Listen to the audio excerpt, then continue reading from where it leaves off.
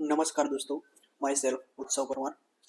तो आज हम एनजेएससी के रिलेटेड टॉपिक डिस्कस करेंगे। Before starting NJSC related debates, मैं आपको थोड़े हिस्टोरिकल कंटेक्स्ट में ले जाना चाहता हूँ। रिसेंटली दोस्तों हम जानते हैं कि हमारे जो सीजेआई थे, सीजेआई साहब ने प्रेस स्टेटमेंट में कहा था कि we need to have NJSC. सो हमारे चीफ जस्टिस तो अभी नहीं इलेक्ट हुए, बट जो पहले के जजेस हैं उन्होंने एनजेएससी के नेगेटिवली डिसीजन दिया था। और हम जानते हैं कि जैसे गवर्नमेंट ऑफ इंडिया ने जजेस अपॉइंटमेंट के लिए 2015 में एनजेएससी एक्ट बनाई थी। सो पहले जो सुप्रीम कोर्ट के चीफ जस्टिस थे उन्होंने इसके अगेंस्ट में डिसीजन दिया था। मीन्स उन लोगों का जो तर्क था वो ये था कि executive interference into the matters of judges election, it violates the function of separation of power. Separation of power हम जानते हैं कि article 50 of constitution of India हमें देता है, जो बोलता है कि एग्जीक्यूटिव, लेजिस्लेचर और जुडिशरी ये तीनों जो है वो 3 ऑर्गन ऑफ गवर्नमेंट है, और इन तीनों ऑर्गनों में सेपरेशन ऑफ पावर होना चाहिए।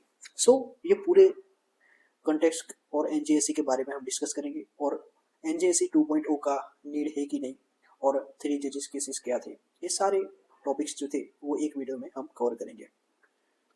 तो let us discuss about independence versus accountability. As we know, independent is essential to prevent political interference. Means our judiciary is sovereign and it has the power to take its decision on itself. और constitution इस बारे में silent नहीं है। Means our constitution has taken this matter seriously, और हम जानते हैं कि हमारी जुडिशरी को कंप्लीट इंडिपेंडेंस दी गई है। और अकाउंटेबिलिटी मीन्स डेमोक्रेसी में every organ of government shall be accountable in his act, और वो रिस्पॉन्सिबल होने चाहिए to its citizens. So let's discuss कि हाउ जजेस appointment to place in India. तो मित्रों हम जानते हैं कि आर्टिकल 124 एंड 217 इसमें लिखा गया है कि president in consultation with chief justice of India shall elect the judges of High Court as well as judges of Supreme Court. Now, whether this consultation is binding or not. So, in early 1970s, ये consultation जो word है constitution में उसमें debate हुई। तब हमारे prime minister थे श्रीमती इंदिरा गांधी जी, बराबर। और उस समय हम इंदिरा गांधी का टेन्योर थोड़ा डीप में समझना पड़ेगा इस टॉपिक को लिंक करने के लिए। एज वी नो कि 1975 में for the first time India ने 3 साल के लिए इमरजेंसी फेसेस की थी।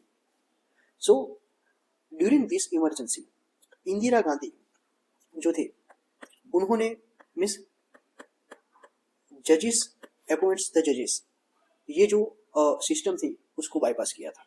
विच मीन्स दैट कि suppose chief justice of India retired होते हैं तो सुप्रीम कोर्ट में दूसरे जो सीनियर मोस्ट जो जज होते हैं वो चीफ जस्टिस के नॉमिनेशन के लिए दावेदार होते हैं। बट इंदिरा गांधी ने वो बाईपास किया, और जो 3rd और 4th सीनियर मोस्ट जजेस थे उनको इलेक्ट किया in the position of chief justice of India. So critics ने ये आर्ग्यू किया कि this appointment is violet the principle of separation of power, बराबर। तो इसको चैलेंज किया गया फर्स्ट जजेस केस में। तो सुप्रीम कोर्ट ने इनिशियली तो इंक्वायर किया कि ये जो कंसल्टेशन है वो बाइंडिंग नहीं है, विच मीन्स कि एग्जीक्यूटिव जो सोवरेनिटी है उसको प्राधान्य दिया गया over the matter of judiciary. तो again this judgment violated the separation of power. So, first judge's case is also challenged into another judge's case. So, in 1993, second judge's case came. In this judgment, Supreme Court gave judgment that no, consultation is binding on Chief Justice of India. But in such a valid reason, इस कोई valid reason होता है तो ये consultation binding नहीं है. Otherwise without undue influence और any reason you can not discard any nominee in the matter of जजेस अपॉइंटमेंट. बराबर है. तो कॉलेजियम सिस्टम का बोन हुआ जिसमें सेकंड जज केसेस में ये नक्की किया गया कि chief justice of India plus 2 most senior जजेस will suggest the name of successor to president, and accordingly president will nominate that person as a judge or chief justice. So this process again continued over the period of time, and third judges cases came.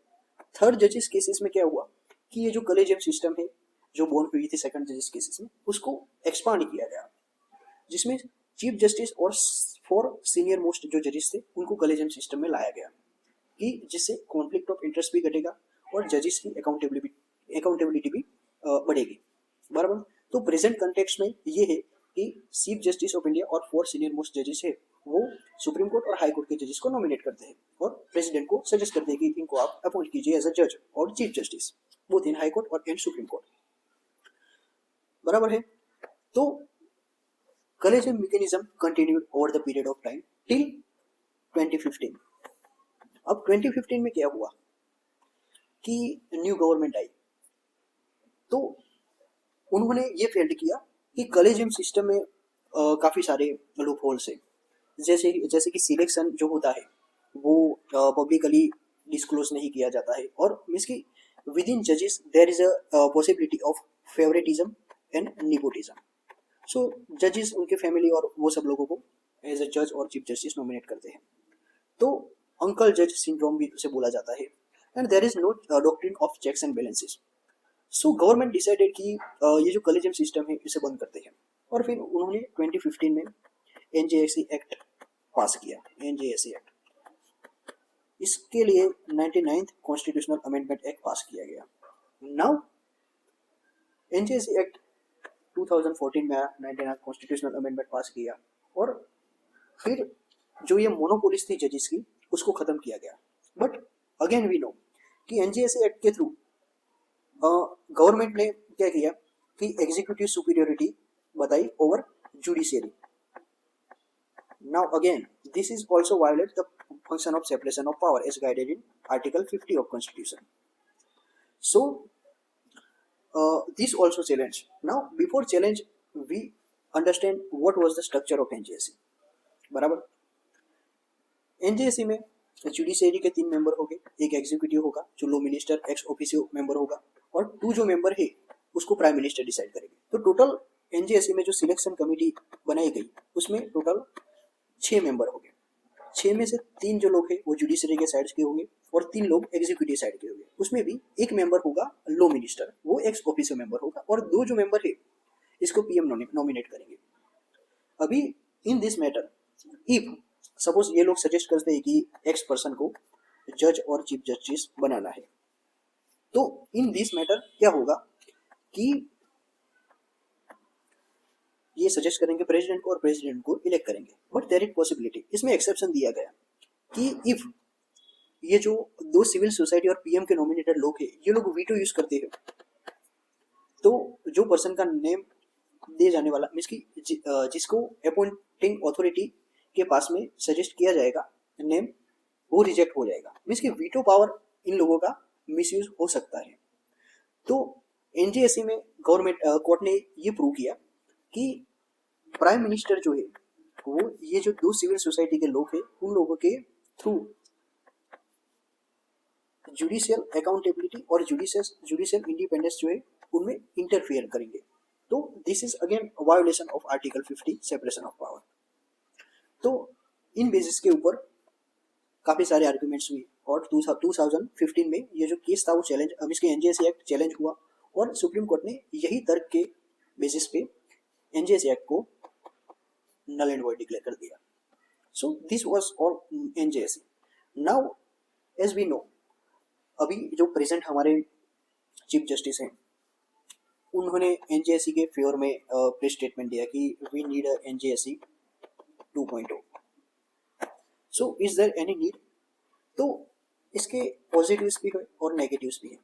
Positives क्या है कि जजेस जो है उसमें there is no guarantee, means की जजेस sovereignty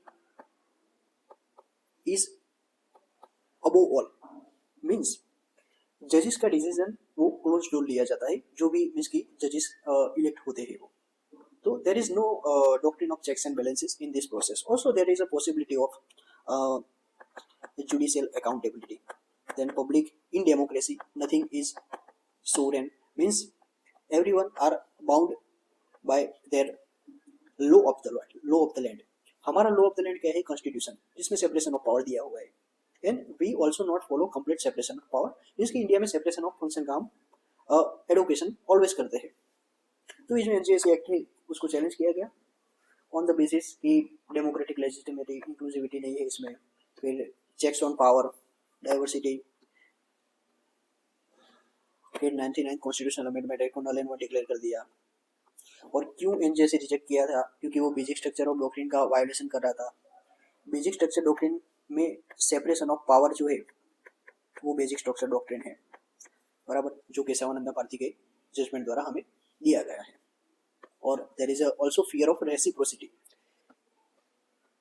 so there is a positive and negative of NJSC 2.0। और जो हमारे प्रेजेंट चीफ जस्टिस है वो उन्होंने फेवर में डिसीजन दिया है कि हम NJSC 2.0 के बारे में सोचेंगे।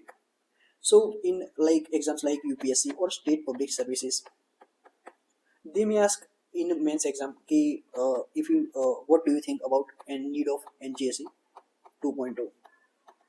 तो ये जो हमने पहले डिस्कस किया वो आप लिख सकते हैं कि उसमें पॉजिटिव्स भी है और नेगेटिव्स भी है। तो अकॉर्डिंगली हम डिसीजन लेना चाहिए और ये गवर्नमेंट डिसीजन लेगी। तो if you are preparing for competitive exam like bureaucracy, then bureaucrats always favour the decision of government.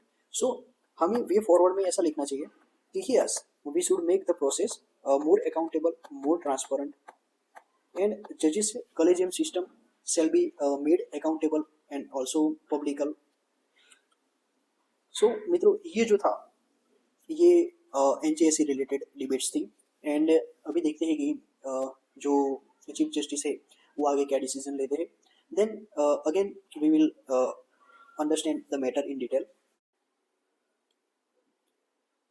So friends, ऐसे ही एक टॉपिक के साथ हम नेक्स्ट वीडियो में चर्चा करेंगे और करंट अफेयर्स के रिलेटेड और पॉकेट न्यूज़ हम लाएंगे। So stay tuned in this channel and आप मेरी टेलीग्राम चैनल भी ज्वाइन कर सकते हैं, जिसका लिंक आपको डिस्क्रिप्शन में मिल जाएगा। और ये चैनल भी आप सब्सक्राइब कर सकते हैं, जिससे आपकी यूपीएससी की प्रिपरेशन जो है उसमें आपको बेनिफिट मिलेगा और other general knowledge related things जो है उसमें भी आपको बेनिफिट मिलेगा। सो जय हिंद, जय भारत।